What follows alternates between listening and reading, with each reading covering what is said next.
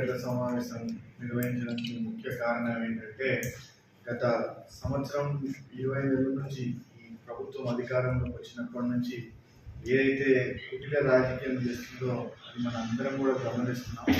అందులో భాగంగా ఈరోజు ఇంకా ఆ విషయాల మీద అన్ని కోర్టులలోంచి కూడా క్లీన్ చిట్ వచ్చినప్పటికీ కూడా ఇంకా ఏ విధంగా విష ప్రచారం చేస్తున్నారో ఒక్కసారి ప్రజలందరూ కూడా తెలియజేయాలని చెప్పేసి ఈ మీడియా సమావేశం ఏర్పాటు చేయడం జరిగింది. ఈరోజు ముఖ్యంగా చంద్రబాబు నాయుడు గారు అధికారంలోకి వచ్చిన తర్వాత 2024 సెప్టెంబర్లో తిరుమల లడ్డూలో కల్తీ జరిగింది. దాంట్లో జంతు అవశేషాలు కలిశాయి, లేకపోతే పంది కొవ్వు కలిసింది, లేకపోతే ఇంకొక ఇది కలిసింది అని చెప్పేసి ఆరోపణలు చేసి దాని మీద సిట్ విచారణ వేసి ఏదేదో చేశాడు. ఇంకా అపవిత్రం అయిపోయిందని ఇంకొక ఆయన పోయి మెట్లు కడిగాడు, దేవుడు పోయి మెట్లు కడిగాడు, ఇంకేమేమో చేసిన. కానీ ఈరోజు మీరు చూస్తే దాని మీద వైసీపీ పార్టీనే సుప్రీంకోర్టుకు పోయి విచారణ జరిపించుకుంటే సుప్రీంకోర్టు ముగ్గురు వేరే రాష్ట్రాలకు సంబంధించిన సిబిఐ ఆఫీసర్లను వేసి ఇంకో ఇద్దరు ఆంధ్ర రాష్ట్రానికి సంబంధించిన అధికారులను వేసి దాని మీద దర్యాప్తు జరిపితే దాంట్లో ఎటువంటి జంతు అవశేషాలు కానీ దాంట్లో ఎటువంటి పందికొవ్వు కానీ ఇంకోటి కానీ కలవలేదు అని చెప్పేసి క్లీన్ చిట్ ఇవ్వడం జరిగింది.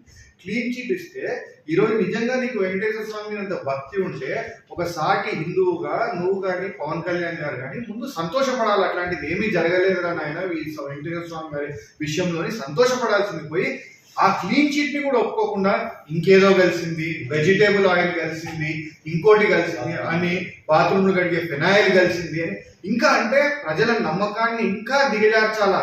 తిరుమల ప్రసాదం అనేది ఒక వస్తువు కాదని వారి భక్తుల యొక్క విశ్వాసం. ఆ విశ్వాసాన్ని ఏ విధంగా నాశనం చేయాలి, దాన్ని రాజకీయాలకు వాడుకోవాలి. ఎందుకంటే జగన్మోహన్ రెడ్డి ఒక క్రిస్టియన్ కాబట్టి దాన్ని ఏ విధంగా వాడుకోవాలని చెప్పేసి మీకు ఒక ఆలోచన చెప్తే ఇంకా దీంట్లో వేరే ఆలోచన ఏమన్నా ఉందా? క్లియర్ గా కనిపిస్తుంది. ఈ రోజు మీరు ఏదైతే ఆరోపణలు చేసి ఆ 4 ట్యాంకర్లలో కల్తీ నెయ్యి వచ్చింది, దాంట్లో జంతు అవశేష 4 ట్యాంకర్లను తిరిగి ఎన్నికి పంపించినారో మళ్ళీ తిరిగి ఆ 4 ట్యాంకర్లు ఎందుకు లోపలికి వచ్చినాయి, ఎలా వచ్చాయి?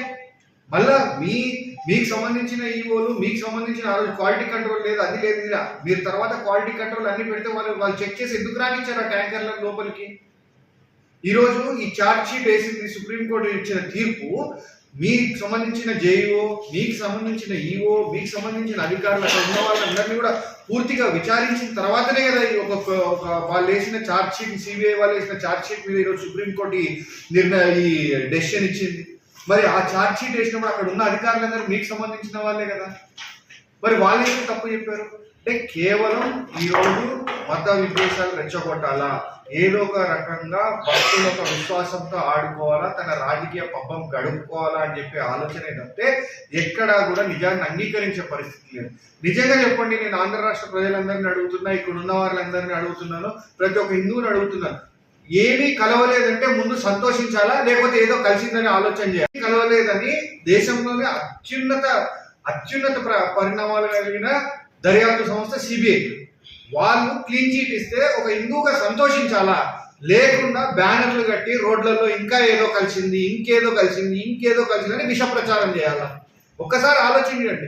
రాజకీయాన్ని ఏ స్థాయికి దిగజారుస్తున్నాడు, రాజకీయాన్ని దేవుడు ఈరోజు దేవుడిని ఏ స్థాయికి దిగజారుస్తున్నాడు ఒకసారి ఆలోచన చేయమని చెప్పి నేను మీ అందరినీ కూడా కోరుతా ఉన్నాను. ఈరోజు ఆయన చెప్పినది ఏది చేయలేకపోగా, ఆయన కళ్ళ ముందర జరుగుతున్న అన్యాయాల అక్రమాలను అరికట్టలేక ఈరోజు ఇట్లాంటి విష ప్రచారాలకు పాల్పడి ప్రజల్ని డీవియేట్ చేయడానికి ట్రై చేస్తున్న డైరెక్షన్ లో భాగమే ఈ ఆరోపణలు తప్పితే వేరే ఎటువంటి నిజము కూడా లేదు అని చెప్పేసి నేను తెలియజేసుకుంటా ఉన్నాను. ఈరోజు నీకు చిత్తశుద్ధి ఉంటే నిజంగా సిబిఐ వాళ్ళు ఇచ్చిన ఛార్జ్ షీట్ లో ఏం తప్పు ఉందనేది నువ్వు ప్రూవ్ చేయి. ఏదో ఒక పేజ్ నెంబర్ చెప్తాడు, ఆ పేజ్ నెంబర్ లో దాంట్లో ఇది లేదు అని చెప్పి ఇచ్చారు అంటారు. దాని తర్వాత రాసిన పేజ్ నెంబర్ అడిగితే దానికి సమాధానం ఎవడు చెప్పడు.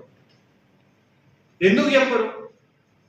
ఒక పాయింట్, ఒక ఛార్జ్ షీట్ అనేది ఒక జడ్జిమెంట్ అనేది వచ్చినప్పుడు ఆ జడ్జిమెంట్ లో ఒక ఫస్ట్ పేజ్ నుంచి లాస్ట్ పేజ్ వరకు ప్రతి అంశాన్ని కూడా పరిగణలోకి తీసుకోవాలి కదా. మరి నీకు కావాల్సిన వాటి వరకు నువ్వు పరిగణలోకి తీసుకొని ఇంకా విష ప్రచారం, దాని సారాంశం ఏంటి చెప్పవయ్యా, జడ్జిమెంట్ సారాంశం ఏంటి చెప్పవయ్యా అంటే చెప్పడు.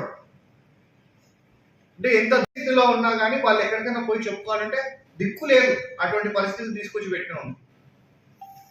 పెట్టి ఇవన్నీ చేయలేక చేతగాక దీనిలన్నింటినీ ఎట్లా డైవర్ట్ చేయాలా ప్రజల్ని, దీనికంటే పెద్దది ఏదో ఒకటి చెప్పాలి. కాబట్టి ఈ ఇష్యూని తీసుకొని వచ్చి అక్కడ నానా యాగి చేస్తా ఉన్నాను. ఈరోజు ఈరోజు ఒక ఆలగడ్డ తాలూకా తీసుకున్నాం, ఇక్కడ ఎన్ని అన్యాయాల అక్రమాలు జరుగుతున్నాయి చెప్పు, దీనిని అరకట్టగలుగుతున్నావా నువ్వు? ఇక్కడ జరిగే అన్యాయాల అక్రమాలు నీకు తెలీదా?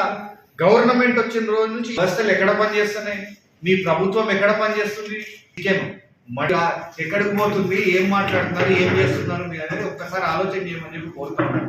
కేవలం నేను ఈరోజు ఒకటే చెప్తున్నాను, హిందువుగా ఆ వెంకటేశ్వర స్వామికి, ఆ కలియుగ దైవానికి, ఆరాధ్య దైవానికి ఒక భక్తుడుగా నేను చెప్తాను, ఎలాంటి అవకతవకలు జరగలేదు దాంట్లో అనేది క్లియర్ గా వచ్చినప్పుడు ఒక హిందువుగా సంతోషించి ముందు ఆనందంగా దాన్ని ఇది అవడం నేర్చుకోకుండా నువ్వు చేయాల్సినవి చేయకుండా ఇట్లాంటి విష ప్రచారం చేస్తే ప్రజలు నమ్మరు, దీన్ని తిప్పి కొడతారు.